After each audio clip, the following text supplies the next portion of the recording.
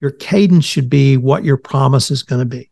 If you can comfortably deliver 2 a month, and most people can, even if they're just starting, do 2 a month.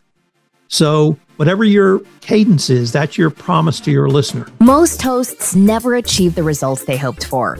They're falling short on listenership and monetization, meaning their message isn't being heard and their show ends up costing them money. This podcast was created to help you grow your listenership and make money while you're at it. Get ready to take notes. Here's your host, Adam Adams. What's up, podcaster? It's your host, Adam Adams. And today I'm with Tom Fox. And we are talking about his podcast, what he's learned, what he's done. And here's the big thing. If you are new at podcasting, I think you can learn a thing or two from Tom because he's monetizing his show in about 5 different ways. And he's been doing this since 2012. So he's been doing it for a while. He knows what he's doing, and he's been able to monetize his podcast through a podcast network and some other ways as well. So if that's what you're looking for to make money through your podcast, I think you're going to get a few tips and tricks. And some of them are definitely things that you had not heard of before. You had not maybe even considered doing them. And so I'm stoked. You can get Tom's bio by scrolling down into the show notes, and the whole bio is right there. Also, the link to FCPA, Compliance Report, that's a podcast. That's his show. One of his shows. That link is also down in the show notes. His website or any social media that he wanted you to have, all down in the show notes. So scroll down, connect with him, and let's start talking about how you can monetize in new, different ways. Hey, Tom, back in 2012, you launched a podcast. Prior to doing your podcast, which you're making money through right now, what was your focus? What were you focused on? I am a lawyer, and I practiced in the regulatory and compliance space. I went out on my own in 2010, and so I was laid up due to a bad accident and literally never left my house except to go to physical therapy. So at that point in my life, I knew nothing about social media, LinkedIn, Twitter, Facebook, you name it. And I just started posting on that. And I literally built a worldwide consulting practice from my house before we called it work from home, while laid up with a double fractured left leg through social media. I started blogging. As a lawyer, I'd always written a lot, so I started blogging, once again, as a marketing outreach. And that's what led me to podcasting, was just a natural extension of blogging. That's pretty cool. When you launched your podcast, what were you thinking would happen with the podcast? What were you expecting?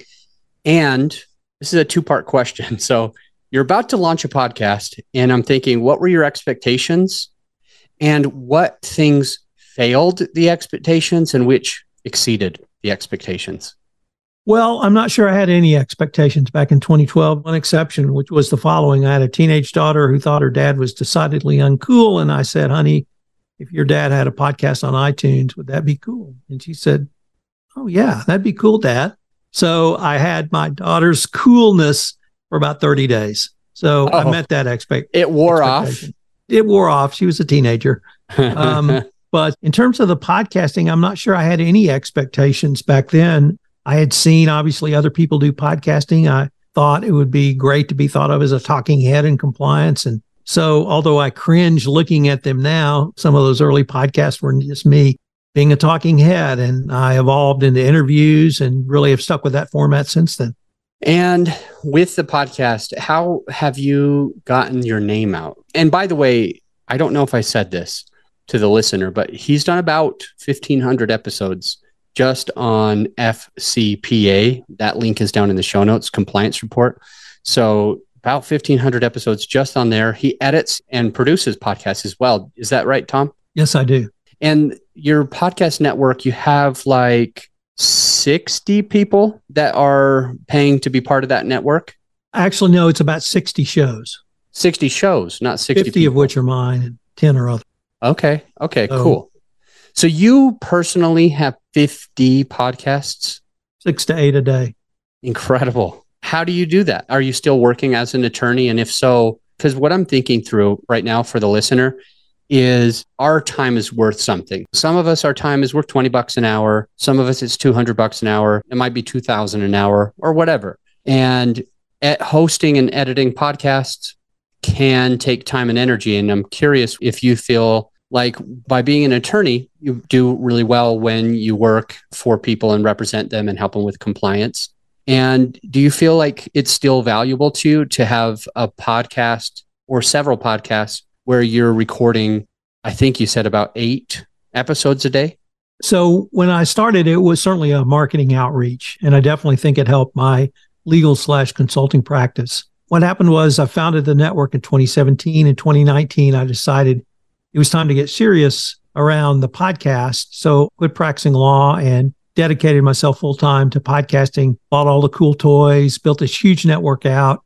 And at the end of the year, I'd made about $10,000. Well, that was an interesting experiment. Time to go back to practicing law. So I did that in Q1 of 2012, and the country shut down around March 15th. And all the legal work dried up. It was going to happen. And then, let me interrupt you just real fast, because I heard you talk about 2012 and then you jumped to the pandemic of 2020. Did you mean to say 2020 just then? Okay. Just making sure. So I founded the network in 2017, and 2019 is when I committed to it full time and found out it wasn't going to work full time. So move it back to hobby status. And we get to the pandemic. And what happened to me was literally May 15 of 2020, every product provider in the compliance space, it's a very small space, contacted me and said, with one question, how long to get access to your network?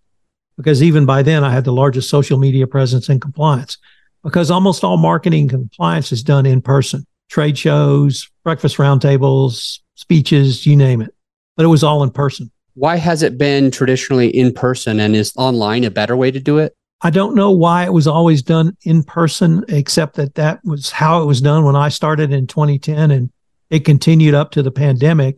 Obviously, the pandemic changed it.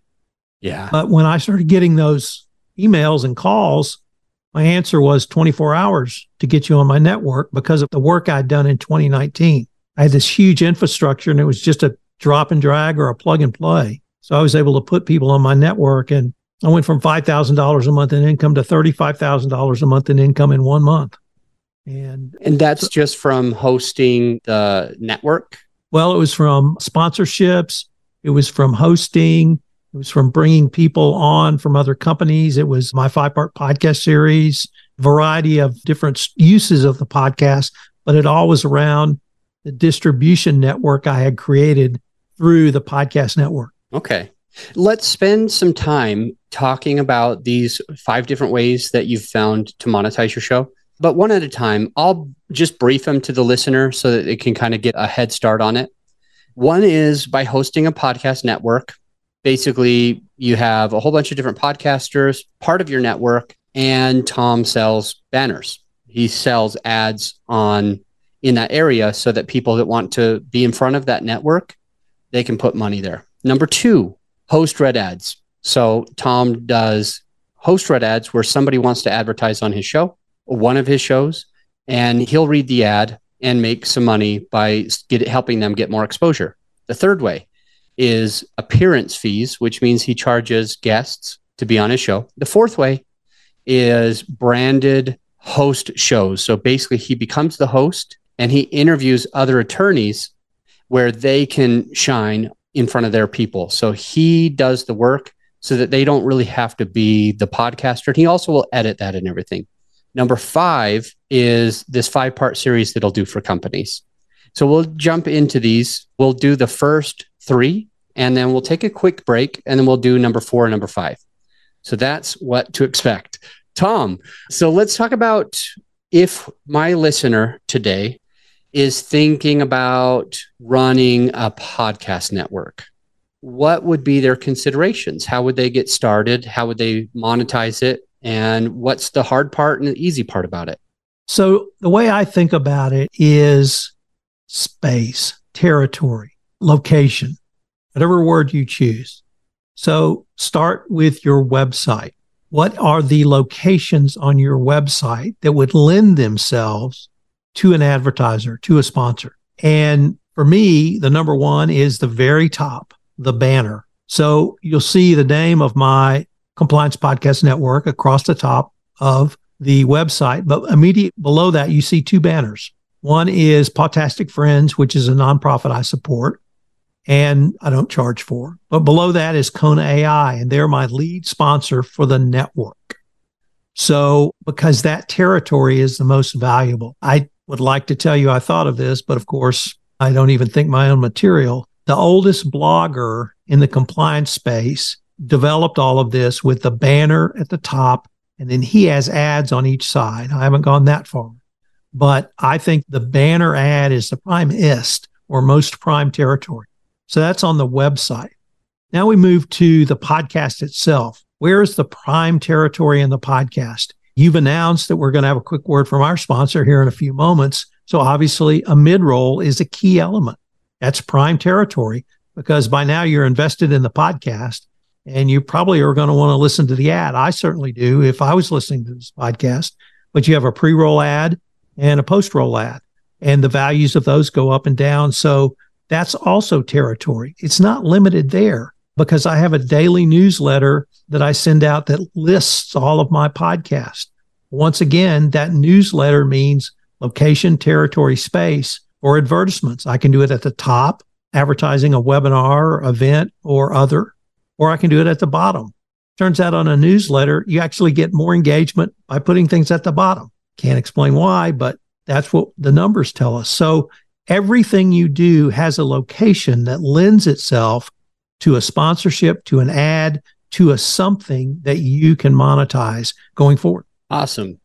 So do you also make money through charging those other hosts to be part of the network, or is it free to them? No, I do charge a small fee for bringing, I call them non-Tom Fox podcasts. So I have two categories of podcasts. Those I host or produce, those are called Tom Fox podcasts. And then the rest are called non-Tom Fox podcasts. So I charge them a monthly fee to be on my network. And then it can increase by the number of social media assets I might create for their podcast to help publicize them. Okay, cool. Let's move on to the second way that you've made money through your podcast. Now, you mentioned mid-roll ads for the podcast as well, but let's just talk about how you do host-read ads. You said you typically do 3-month contracts. This was in the green room, so the listener probably didn't hear that. But you typically do a 3-month contract, but at least one of your people has been with you for a year or more. Can we go into that? Sure. So one of the podcasts called Data Driven Compliance is sponsored by Kona AI, a data analytics product provider in the compliance space. So I reached an agreement with them for them to sponsor that podcast for the entire year, which they have done. And they were so pleased with that, they actually bought a banner ad on the website. So that's why they are a sponsor of the website as well. They found that was just, I literally have 500,000 touch points a month in terms of social media and my podcast downloads. So I have a distribution channel for them that's as broad and as wide as they can possibly get through my network. And that, I guess that was probably the biggest insight, was when I realized I don't have a podcast something, I have a distribution network. And if you have a distribution network, you can distribute whatever you want through it. Cool. 500,000 touch points a month. What does that mean? That means downloads, hits, impressions, social media, engagement on LinkedIn, Facebook, Twitter, newsletters, emails, my podcast network site itself, the Compliance Podcast Network, my hosting platform, Megaphone, and then the 15 different channels that I distribute: Spotify, iTunes, iHeartRadio, Google, etc. Cool. And how do you charge for all of this? Like you mentioned that you have Kona, who's doing the banner ad, and they're sponsoring one of the podcasts in your network, the other compliance podcast. How do you decide to charge? Is it based on your listenership? Is it based on the 500,000? How do you charge? And like, how can we translate that to our listener who's a podcaster and wants to monetize with host-read ads? So I didn't really use any metrics to come up with a number I charged. I just went as high as the market would bear. So I kept increasing it until people said no. Yeah. I'm going to quote you on that. Didn't use metrics, just went as high as the market could bear. I'm writing this down. I love it. Just went as high. So you kept raising it. And what would you say for the listener, if they're considering doing this, what might be a place that they should start? Should they start small and then just slowly increase? Or should they start high? And if it doesn't get any takes, then drop it a little bit? Or What's kind of the thought process if we want to monetize like this? I think both are equally valid. Mine was I just started lower because back in 2017, and there were no rules. There was no Bible I could go to look up how to do this. And so I just thought it up and did it. And I realized that, or I guess my wife said, increase your price. Just keep increasing it till somebody says no. And so that's what I did. I started at $1,000 and went up $500 increments. Where did you stop? $2,500 a month. And how many sponsors do you try to have at a time? Well, it's one sponsor per show. So you get your own show. And since I post 6 to 8 a day, however many I can get for those 6 or 8. So when you say, just to clarify here, you've got 50-ish podcasts. You do 6 to 8 different shows each day. And so does that mean that about 5 days a week times the 8-ish fits in somehow to your 50? Is that sounding right? Or could you correct me if I'm not? I think you've got it right. Okay. But I post on a variety of cadences. So for instance, I have 2 daily shows. I have 5 weekly shows. I have 15 bi-weekly or bi-monthly. I have a couple that are monthly. I have a couple that are quarterly. So it's a variety of cadences throughout. Since you have the experience with this gambit of episodes per day, 1 a day, episodes per week, 1 a week, some are every other week, and some might be once a month or even once a quarter. For the listener, let's just say that our listener today is brand new. They either have no podcast and about to start, they want to start, or that listener has 1 show and they're considering maybe doing more shows. What cadence do you feel is going to be the most effective from your experience over the last, say, 11 years, 12 years? I would have to answer it in a different direction. And that is, I heard the author James Patterson once say this, and it has impacted my thinking on this word forever. When someone said, "What is your brand?" It was a video training class I took, and he put out his hand as if you and I were going to shake hands. And he said, "This is your brand, your handshake. It's your word. And your brand is you're going to deliver what you say you're going to deliver." Now, he's a thriller author, and he said, "I'm a thriller author. My audience expects that of me. I can write a romance, but I have to tell people this is different. This is not a James Patterson thriller. This is a romance. Expect that." And so I took that in the podcast world to mean my brand is what I promise my listener. So if I promise them 1 a week, I have to deliver that because they're expecting that. Now I can promise 2 a week, a daily. I can promise 2 a month. Whatever that cadence is, that's my promise to my listenership. And so my answer would be your cadence should be what your promise is going to be. If you can comfortably deliver 2 a month, and most people can, even if they're just starting, do 2 a month. You can move from 2 a month to 4 a month, from a bi-monthly to a weekly easily. However, it's difficult to move from 4 times a month to 2 times a month. People think you're not very serious about it. So whatever your cadence is, that's your promise to your listener. And so you've mentioned the FCPA compliance report several times. That's my oldest podcast. It's my signature podcast. And my promise is midnight Monday every week, come hell or high water. Sorry, I hope I can cuss on this. Of course. I'm a PG podcast, so I should have said that. I'm going to deliver an episode. Maybe I'm up late or up early doing it, but that's my promise to my audience. And it's my responsibility to have the discipline to deliver that. I have a follow-up question, if you don't mind. Sure. Hell or high water, you start out with a promise. James Patterson has a thriller, and this one was a romance. But your brand is what you promise the listener. And you promise the listener, I'm going to do a certain amount. And you mentioned that it's better to grow than to shrink. It's better to start with 2 and go to 4 than to start with 4 and go to 2. And I'm looking into everything that you have going on with all these different podcast episodes and how many you record and how many you publish. For me personally, when I'm coaching a client to do a podcast, I will ask them to record more than they produce, because if they ever get behind the 8 ball, it can be very challenging to press forward. If you're ahead of the game, it can be very easy to press forward. with your cadence, putting out 50-ish episodes, 40-ish episodes a month, let's say a week, I'm not sure, but it's a lot.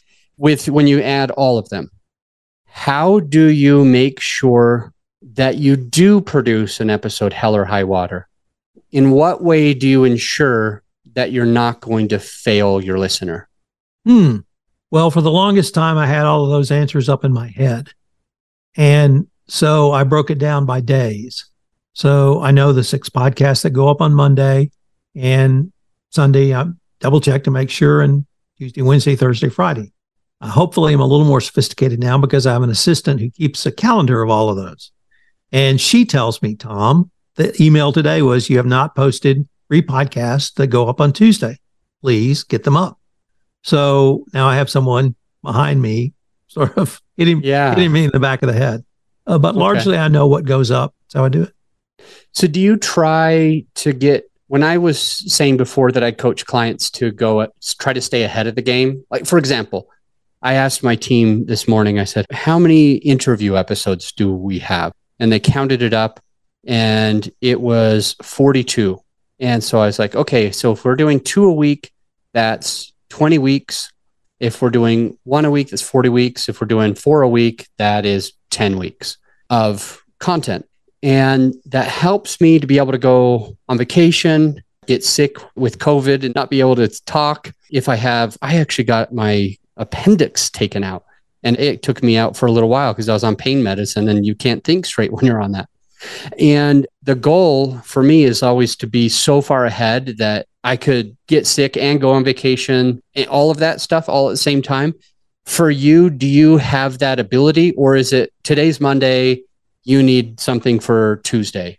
So it's a little bit in between. Okay. I'm a little bit ahead on some podcasts, but I do a daily news show. So I can't do that until the day before because it's current events. Yeah. And if I'm going to be gone next week, I know I have to have everything in place except the daily news the week before. And then I just do the daily news wherever I am with a laptop and a portable Shure mic. Not optimum quality, but for the purpose, my listeners seem to accept that because I put it out daily. I like that. Cool. Let's go to number 3, the appearance fees. How do you do that? I think I would get scared. So if I'm going to be scared to ask for somebody to pay me, like I did not ask you to pay me to jump on the show today. And I don't ask anyone. Although I have paid $3,500 to get on someone else's podcast one time only. Be JDL? Yeah, John Lee Dumas. Yeah. So I did pay to get on his podcast and I wasn't prepared enough, by the way. This is a side tangent real quick. I tried everything possible to not sell myself. And that's not actually what he's looking for. He actually wants you to sell yourself. So I wasn't aware. And I wouldn't say I wasted $3,500. I would say somehow I made it back. But the next time I do something like that, I'm going to be a little bit more prepared. Just for you personally, how do you do that? How would you teach another podcaster to get the confidence to say, you want on my show, you're going to pay? I'm going to answer that in a moment, but I first have to address your John Lee Dumas experience. And I would say that was as valuable a learning experience to you as I've heard you talk about so far in this podcast, because you felt like you were unprepared. And I suspect you're never going to feel like that again because you paid $3,500 to be what you thought was unprepared. But number 2, and the bigger issue that you started with, which is fear. We all had fear, and the fear you articulated for asking for an appearance fee is exactly what I had. And once again, God bless her, my wife, Tom, you need to ask for an appearance fee, Tom. And the reason I did was because I get 10 to 15 pitches a day from PR people. And just because everybody knows in this space, I'm the guy. And so I was getting all these, and I feel like if someone emails me with a pitch, I need to investigate, review, and then respond. And I was just getting overwhelmed doing that. And I finally thought, well, I'll go to $250 appearance fee, and that will cut out a lot of the riffraff. And so September 1 of this year, 2023, I just started it. I charged $250 for an appearance fee. And I will say my inbox is not nearly as full with PR pitches as it used to be. And some of the big podcast guesting companies that put forward guests, they won't pay for that, but it's an extra $1,000 a week or $1,000 a month, and that defrays cost. And no one seems to be offended by the amount of $250. I looked at doing exactly what you did, but I decided not to spend the money with John Lee Dumas. And I think if you got to get over your fear, you just have to get over it. No one is offended in the business world if you ask for a business fee. They may say no. I've only gotten one kind of even close to an ugly response. Like, okay, I want to do business with you guys. It's that simple. I'm a lawyer. I can play the lawyer hat. And you just have to get over that fear. And the people who have asked me for fees, it generally comes with an email explanation, either in the sign-up form or I use PodMatch a lot. And in PodMatch, you occasionally get people who want fees, and they'll say that right up front. And I'm not offended that they asked for it. And typically I'll pay for it if they ask for it. But I don't think you're going to offend anyone. And if you handle it as a professional, in a professional manner, this is a fee I have to help defray my cost, because I have cost to produce this podcast and put it out through my network.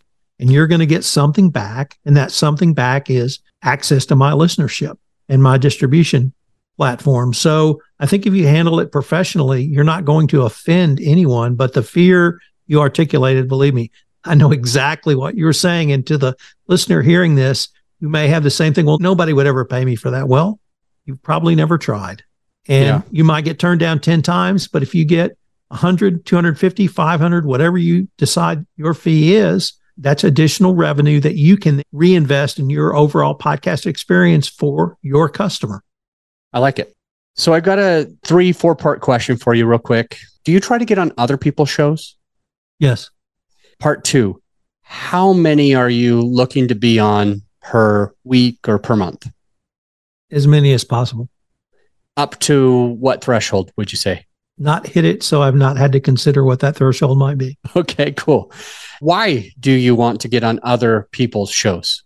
What's the benefit to you? The benefit is that hopefully they will then discover my network and then subscribe or drive the numbers up on my network, number one. Number two, to try to get my message out, similar to what we're talking about. And I know this is probably going to sound inane, but literally till about 6 months ago, I didn't think I had anything to say about podcasting. And I didn't think I had anything worthwhile to help anybody with. And Chris Krimitos and some other people whose opinion I value greatly convinced me that I did. And I needed to start talking about these monetization strategies, and most particularly the successes that I've had and the failures and missteps that I've made along the way to really help other podcasters as well. I think you already answered my 4th part of this question. I think you already answered it, but I'm going to double check. Would you pay to get on somebody else's show? Absolutely. Because I think you said you had done it if they ask, right? Is there a threshold for you? Like if you're going to get on somebody's podcast, does it have to be a certain size if you're going to pay? Or does it have to be in a certain genre if you're going to pay? Or how does it look for you to decide whether to pay? Or is it maybe the amount? I'll pay up to 50, I'll pay up to 700 or whatever it is. It's on a case-by-case basis, but number one, I will pay to be on anybody's podcast. They don't have to be in any genre. I seriously thought about paying and applying for John Lee Dumas just because I actually have interviewed him for a podcast series and role and world not in podcasting. He was a ROTC cadet on 9/11, and that night he knew he was going to war. And so I've interviewed him about his military experience for a podcast series about 20-year retrospective on 9/11. I have great admiration for him. He's been incredibly open to the compliance, to the podcasting community. He's as transparent as anyone I know. So for all of kind of those reasons beyond simply his network, I thought about doing that. I ended up not. So I don't know if there's a top end threshold. If Joe Rogan called me and said, Tom, for $5,000, you can be on my podcast. Yeah, I'd think about it. Oh, yeah. I think I would. Because there's like 1 million people that would check it out. Yeah. I think $5,000 is worth it. Yeah. So I'm not afraid to pay. For me personally, I would want to look to see how big the audience is. Like what kind of traction do they get off of it? Because if they're not getting any traction, then I might not even want to do it for free. If they're getting a lot of traction, then I'd probably be really willing, like we were talking about with Joe Rogan. to pay $5,000 just for one podcast. I wouldn't mind that at all because he's got so many people. You bring up a very important point, Adam, which is if you propose a fee, so I get pitch, I say, I think they'd be a great guest. I have a fee, it's $250. Typically, the next email is, thank you for your email, Tom. Can you please tell us the numbers of your podcast? And that's an absolutely fair inquiry. If you're going to charge someone for something, you should be able to explain to them what they're getting back. And so what I give them is the numbers. And I have worked very hard to develop auditable, transparent numbers for my podcast network. And I provide them with that. Happy to share with anyone that, and also the numbers of the individual podcasts, because I think that's a fair question. Because once again, this is a business decision. Is it worth their investment, time and money, to come on my podcast and record? And so I think it's absolutely fair to not only ask that question, to also be asked that question and answer it. Yeah. Let's take a quick break. And when we get back, let's jump into the fourth and fifth way that you're monetizing. We will be right back. Hey, my friend, as you know, this episode is sponsored by my company, growyourshow.com. We want you to be able to have the best tools at your disposal without costing you a whole arm and a leg. So right now you can get a free list of vetted equipment that like mics, mixers, webcams, sound treatment, editing software, everything that you need. I created the whole PDF with direct purchase links just to save you time and money, to help it be more convenient for you. So this free PDF will help you skip all the guesswork. If it's on there, it's vetted and approved by yours truly. And if it's not on there, it's probably not worth the money. So go ahead and get yours at growyourshow.com/PDF. Let's get back into the show. We're back with the Tom Fox. I want to talk a little bit about these last two ways that he monetizes. One is by branded shows where he hosts for other people. And the next is the 5-part series that he's done for companies. Let's dive in, and then we'll wrap everything up. I'll share with you all these cool takeaways that we got to make sure that you're remembering each of these takeaways so you can make the most amount of money through your podcast. Tom, the branded shows, people are reaching out to you, it sounds like, and they're saying, hey, I'm an attorney or I'm a law firm and I'm in the compliance space. My company would like a podcast, but we don't want to figure all of the hard stuff out. Why don't you interview my attorney or me and make me look really, really good? You do all the editing and publishing. Is that kind of what is happening with these branded shows that you host? That's basically it, but there are a couple of twists I want to point out to our audience. I started by pitching to law firms because I'm a lawyer and I can speak legalese about doing a podcast and some success with that. What I'm finding now, Adam, is that companies who have used other services from me, whether it was a paid appearance fee or it was a 5-part series that I know we're going to talk about in a minute, they've now seen the value to them for podcasting, and they've decided to take the next step, which is to create their own podcast, branded podcast. And I, as an outsourced podcast producer, can provide to that. So it's been a little bit of a journey for me, but also for my clients as well, in their evolution in their thinking, because they've seen the power of podcasting through some of the other offerings I have. But absolutely, if you want to have a law firm, or the other thing is, because of my subject matter expertise, I can interview anyone in the compliance space, literally. It doesn't matter what their role is, chairman of the board down to the guy sweeping the floor. I've done it in compliance, so I can speak to speak. Yeah. I think I heard something. So when you're hosting these podcasts for other people's companies, I think I heard you say that they may have been somebody who paid to be on your show. And then they, I guess, understand and realize the value of having a show. And how do they go about like hiring you? Did you offer it to them? Hey, I can help you start a show. Did they just ask, hey, can you help me with a show? Or how did they find out? Well, there's a reason I'm called the voice of compliance. And that's because not only did I found the first network in compliance, it's the only podcast network. Everybody knows me and I know everybody. I've been doing this for 15 years and I've been very active in the entire compliance community. I've written 28 books. I blog every day in addition to the podcasting. So everybody knows who I am, and they know if they want to do a podcast, I'm the guy they have to talk to.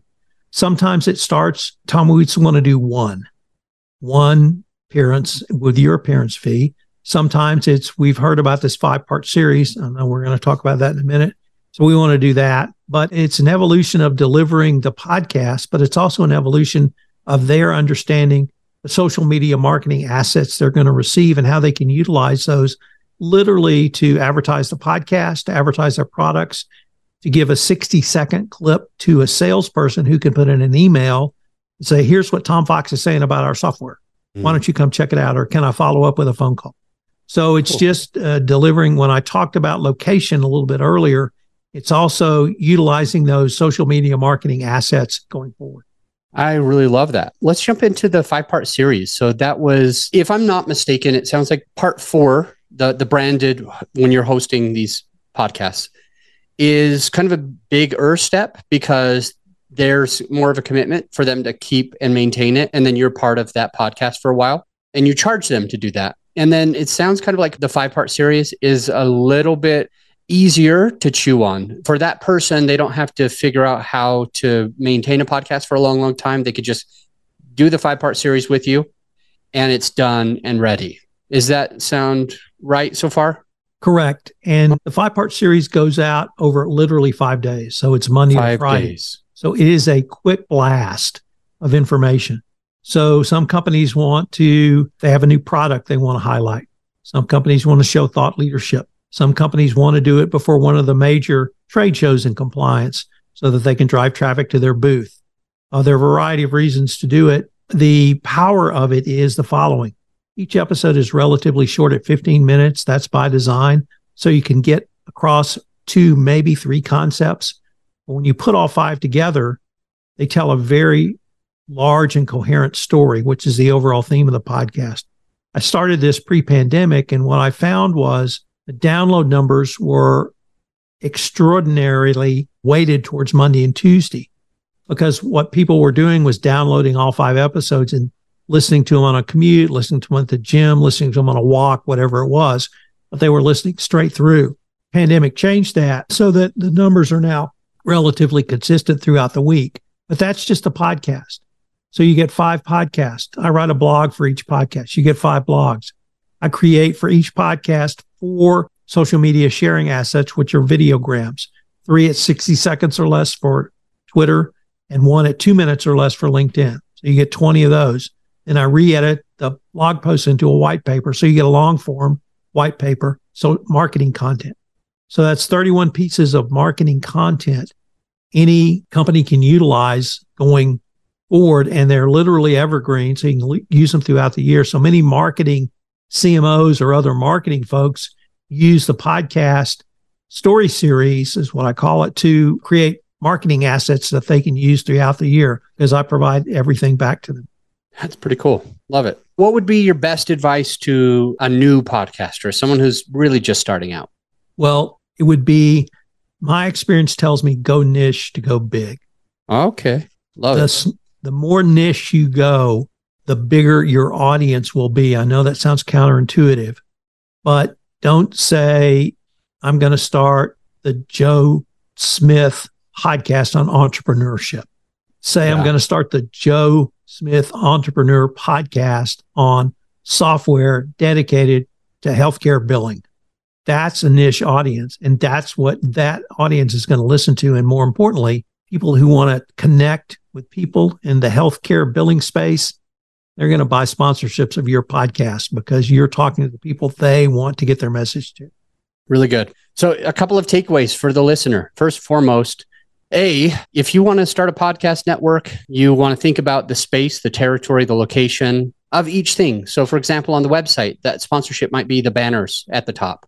On a podcast, it could be your mid-roll. If you're talking about your daily newsletter, you get more engagement at the bottom of that one. Tom talked about his non-Tom Fox pods, or non-Tom, I will call it, and the Tom Fox podcast. Number 2, host red ads. He has 500 touch points a month. That is with downloads through all of the different episodes. That's for his social. That's all those other places. 500 downloads, 500 touch points a month.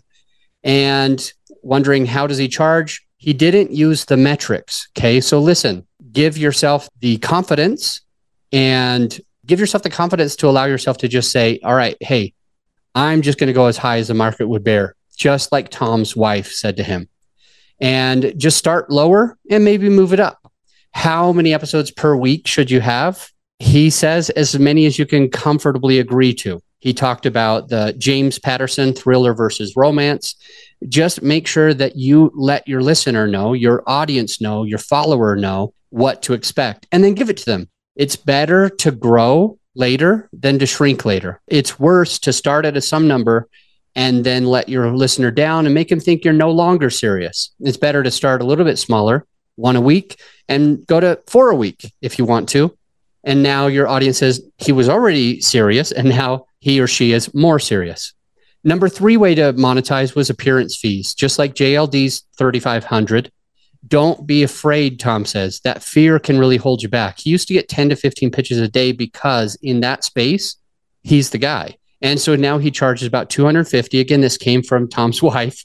You should charge for this appearances. And it's helped him. So he doesn't have as many people to go through anymore. He doesn't have to vet so many. And now he actually gets paid to do some of that vetting. And he says, you got to get over your fear. So if you're afraid to ask for money, it's just a business transaction. And then we found out that he would also pay to get on other people's. And then number 4 and number 5, hosting for other people. He charges people. So he becomes the host and they become a guest and he helps them shine and he does all the editing. And he also mentioned that he did a few more things with it. Both with number 4 and with number 5, he's doing social media, audiograms, videograms, all that kind of stuff, putting it in the blog when he can, all that kind of stuff to really give that person more exposure when you're hosting for other people. And number 5 was a 5-part series. It goes every day, short 15-minute episodes, 2 to 3 concepts per each one, 5 days in a row. And he's learned that over time, the riches are in the niches. He said, go niche to go big.